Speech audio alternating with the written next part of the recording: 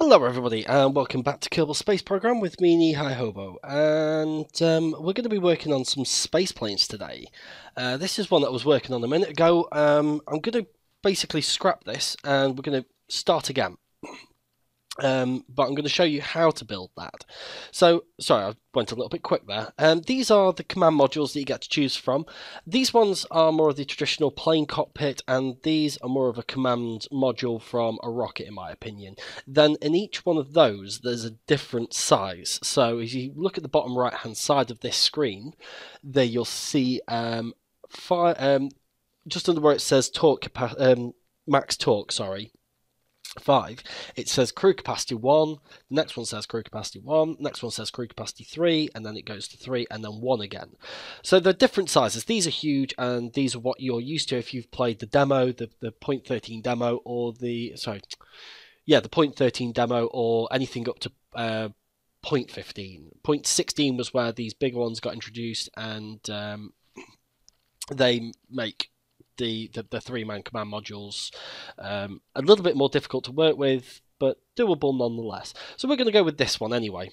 This is sort of like a bit of a mid-sectioned what's his face. So yeah, you could do something like pop a air ram on there before you, and then theoretically it should shoot air through the cockpit and into the fuel tanks. I'm not going to be doing that though. We're going to go straight on with the nose cone, so that we can put an avionics package on there, which acts sort of similar to an SAS, but for an aircraft, and we're just going to move that forwards a touch. Next up, I'm going to make the fuselage out of fuel cells, and we're going to have 3 of those to give me enough space to work with. I've been working with the basic jet engine. This just burns through fuel. This is an upper atmosphere stage. I think we are going to have to stay with the basic jet engine, which is unfortunate. Yeah, okay, we'll go with the basic jet engine for that one.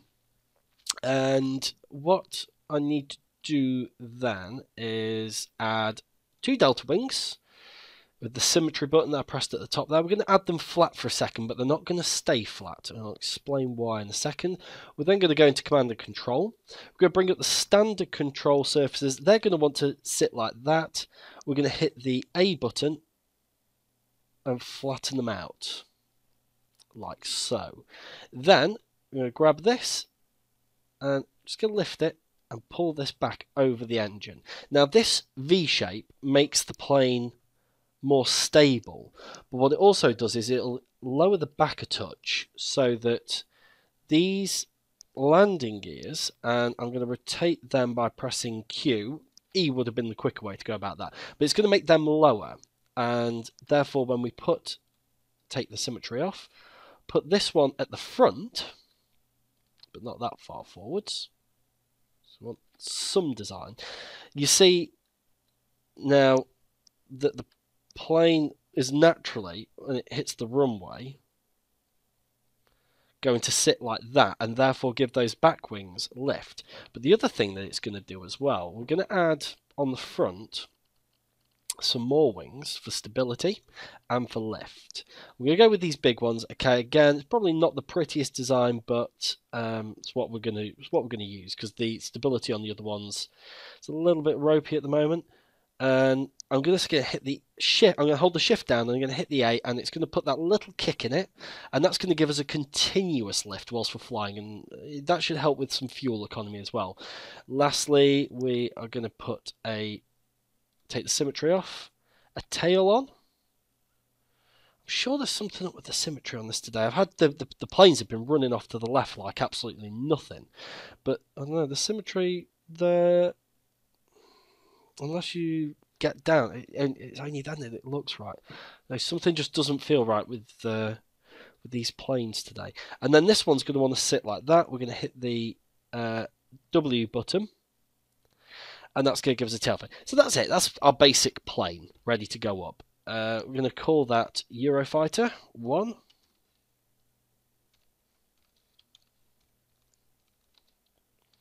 And that's the fighter jet that the British Army, British Air Force currently has in service. A brilliant plane if you don't know about it. It's only vaguely based on it. But in something like about 1,000 meters, it can be in a vertical climb doing 4 billion miles an hour. So great plane. So this is looking a little bit more stable. We're going to go ahead and hit the SAS. I'm going to shift up and we're going to start the flight. Now, what this will probably do is roll off the end of the runway before it starts to lift up. Well, hold on a second. The back's starting to lift. Oh no, we're up! Hooray! So there we go. That was quite a civilized takeoff. So we're just going to fly out a little bit over the water this way and gain some altitude, and then we're going to take a left-hand turn and we're going to fly 20 kilometers south of the runway, and then we're going to turn in and we're going to land. And then that's going to be the end of this part of the tutorial for a basic small plane. Then what we're going to do is we're going to start working on something a little larger, probably something a bit more like a shuttle. Now, Squad have actually asked me to link them this video. Squad are the company who developed this game, by the way, if you don't know. They've asked me to link them this video because there's apparently not a great deal of plane tutorials out there. So, Squad, if you do decide that you want to watch this, please, please, please do us a favour. A chase cam, a tail chase cam, would be just brilliant, because having to do this to adjust things, especially when you're sort of panicking and crashing, does get a little bit tricky. So we're going to head down this 270 mark. Now I'm going to just drop it like this, and I'm not touching the controls now, and you see this V wing shape levels the plane back out again.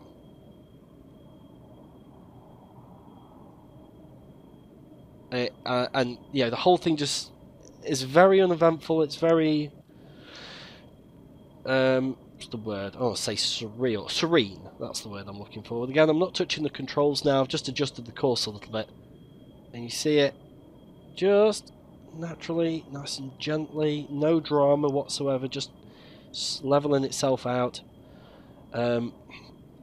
If ever you get into a bit of trouble and you get into a flat spin, or you run out of fuel and you need to glide, this thing glides beautifully.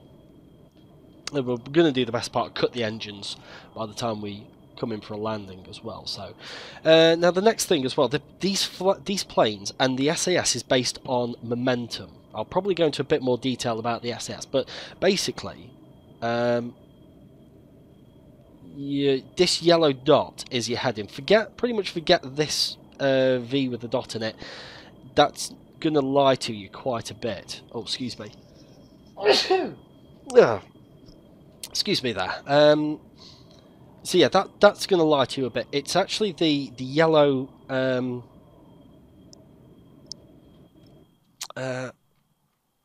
fact, it's too small. You can't see it there, but that would normally be the hump which you would base your trajectory on, and that's what these planes fly on when they're under the SAS. So if I turn the SAS off now and I do this aggressive maneuver, we're actually still heading in the same direction as we were, just the plane's not. If I turn the SAS on, it will automatically line up with where it is. So the SAS is only ever any good when the yellow dot is going in the direction you want it to. Hopefully we can pull up and out of this. Yeah, we can. So you see, it's you really do need to take your time with flying these things. So what we're going to do is we're going to pull up. We're going to gain some altitude. Gain some of the altitude back that we just lost. Okay, I'm going to keep the SAS on, but I'm going to throttle down to about halfway, and we're going to come and roll. Watch this, because now it's going to start dropping on you.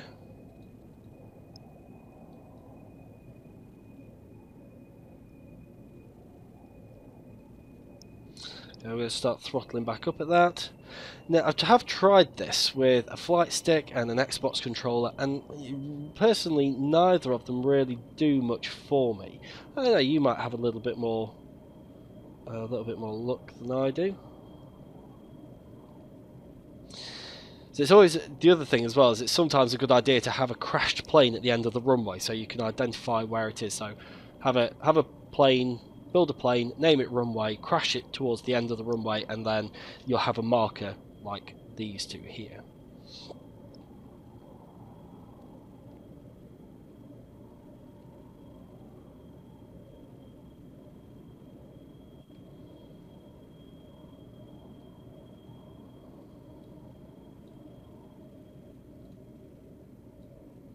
So just try to find out where that runway is.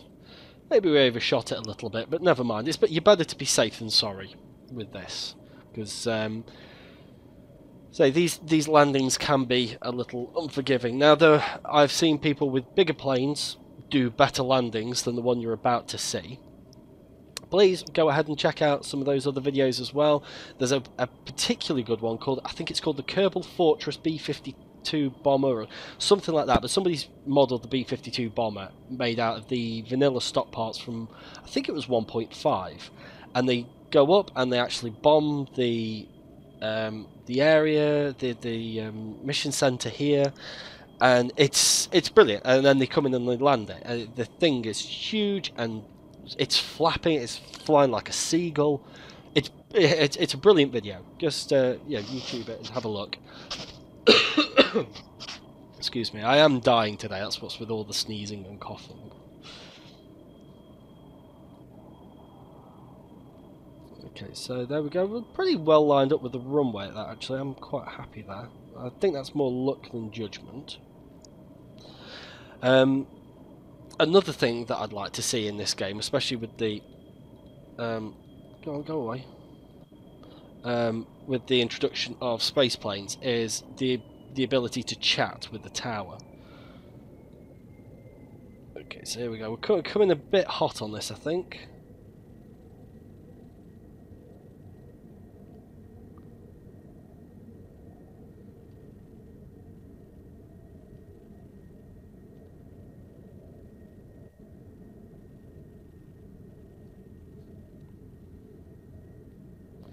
But they do have quite a good impact tolerance. They better do. Come on! Get on that! Oh! And that... yeah, I decided to brake a little bit early there. And that's what caused that to flip over. That and the fact that I was coming down sideways. That's EVA! Faceplant all across the runway. I'm so glad they added that, because that's given me no end of entertainment to these little Kerbal nauts. Run, Kerbal naut, run!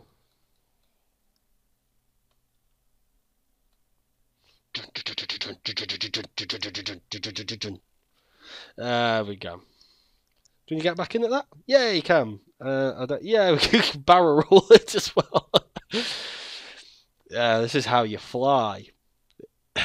Right, okay, so hopefully that's been informative. Okay, the touchdown wasn't brilliant. I thought I'd line myself better up than I had, and it was a bit of a last minute. That's it. It would, if Squad could look at putting that tail chase camera on to help with the flight patterns, that would be great. But hopefully you've picked up some tips and tricks there, and you found it a little bit entertaining. I'd like to thank you very much for joining me. My name is Knee-High Hobo. Don't forget to check out the other videos on my channel, and rate, comment and subscribe. Thank you very much. I'll see you next time. Goodbye.